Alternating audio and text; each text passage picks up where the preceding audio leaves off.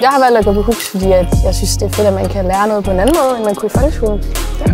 Altså, jeg har valgt at gå på HUX, fordi det er en prøvefri 10. klasse, så man kommer lidt mere ud og opleve ting. Jeg har valgt at gå på HUX, fordi jeg synes, man får en masse frihed til at arbejde, og jeg synes, det er en spændende måde at gå i 10. klasse på.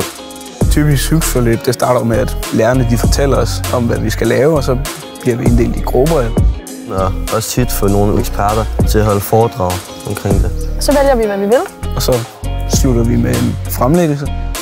Vi skal også afsted til Bornholm, ja, som afslutningen på HUX. Der skal vi jo på folkemødet, og der skal vi jo selv stå for 2 debatter. Ja, med en masse politikere.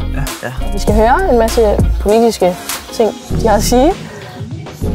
Altså, jeg synes, jeg er blevet god til at tage ansvar for min egen læring.